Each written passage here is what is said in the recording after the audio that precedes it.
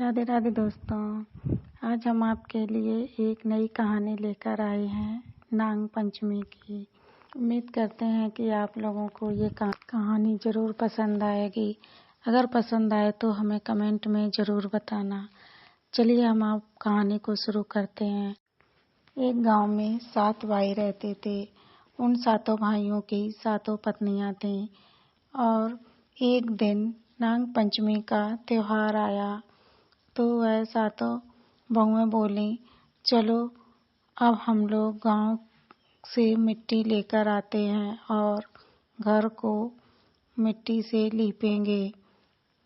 इतना कहकर 7 बहुएं अपने अपने खुरपी और तसले को लेकर जाती हैं।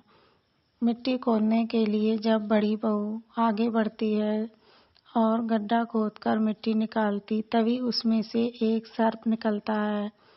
सर्प देखकर वह जान से मारने के लिए आगे बढ़ती है। तभी उसमें से छोटी बहू बोलती है, दीदी सर्प को मत मारो, उसे छोड़ दो, उसने तुम्हारा क्या बिगाड़ा है, दूसरी जगह से हम मिट्टी खोद लेंगे। वह सर्प को छोड़ देती है और दूसरी जगह से मिट्टी खोदने लगती है। तभी वह छोटी बहू नाग देवता के पास आकर हाथ जोड़कर बोलती है, नाग देवता भैया तुम यहीं पर बैठो, मैं तुम्हारे लिए दूध लेकर आती हूँ। इतना कहकर वह घर मिट्टी लेके चली जाती है, लेकिन वह काम काज में भूल जाती है और जब दूसरे दिन उसे याद आता है तो वह दूध का कटोरा लेकर उसी जगह पर आती तो देखती है नाग देवता वहीं पर बैठे हैं। वह हाथ जोड़कर माफ़ी मांगती और बोलती, भैया मुझसे गलती हो गई, मैं घर के काम काज में लग गई और मेरा ध्यान बिल्कुल ही जा चुका था, अब मुझे माफ़ कर दो। नाग बोला, तुमने मुझे भाई कहा है इसीलिए मैं तुम्हें छोड़ता हूँ, वरना आज मैं तुम्हें डस लेता। फिर भाई बोलता है, बहन तुम मुझसे मांगो, क्या मांगोगी? वह बोलती है, भाई मेरा कोई भी भाई नहीं था और मुझे आज भाई मिल गया, इससे बढ़ के क्या खुशी हो सकती है और मुझे अब कुछ भी नहीं चाहिए। लेकिन भाई मैं तुम्हें जब भी बुलाऊं तब तुम मेरे पास आ जाना। भाई ने कहा, ठीक है बहन। इतना कहकर वह घर पर चली जाती है। फिर रक्षाबंधन का त्योहार आता है। सभी बहुएं अपने अपने मायके जाती हैं, लेकिन उस बेचारी का कोई भाई ना था। 6 बहुएं उसे खूब चढ़ाती और हंसती हैं, तेरा तो कोई मायका ही नहीं है, तू अब कहाँ पर जाएगी। वह बेचारी रोने लगती है। तभी उसका भाई आता और कहता, मैं तुम्हारे दूर का भाई हूँ और चलो बहन मैं तुम्हें लेने आया हूँ। और उसने ससुर से पूछती है, कहती, पिताजी मैं भी अब अपने भाई के साथ जाऊंगी। वह उससे पूछते, मैं तो कभी तुम्हारा नाम भी नहीं सुना और मैं तुम्हें जानता भी नहीं हूँ। वह बोला, हाँ तुम मुझे नहीं जानते होगे, मैं बहुत दूर का भाई हूँ और मैं इनकी शादी में न आ पाया।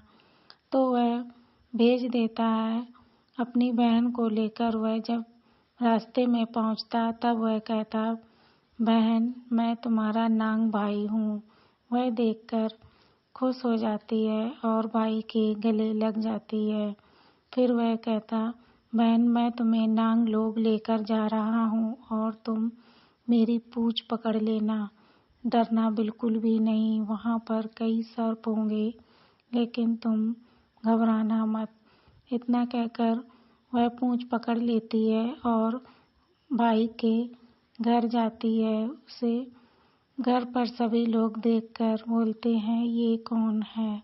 तभी वह भाई कहता, माँ इसने मेरी जान बचाई थी और मेरी ये छोटी बहन है, मैं इसे ससुराल से लेकर आया हूँ। तभी नाग भाई की माँ आकर अपनी बेटी को गले से लगा लेती है और फिर वह चारों तरफ देखती तो सोना चांदी जवाहरात सब कुछ वहाँ पर देखकर उसकी आंखें चकाचौंध हो जाती हैं। तभी वह देखती कि सर्प के छोटे छोटे बच्चे थे। वह देखकर बोलती, माँ मैं भी इनको दूध पिलाऊंगी। फिर दूसरे दिन वह कटोरे में दूध उबला हुआ लेकर आती, लेकिन जल्दबाजी में वह गर्म दूध उनको रख देती है। उन छोटे छोटे बच्चों का मुंह जल जाता। तभी वह बच्चे कहते हैं, मैं अब इनको डस लूँगा।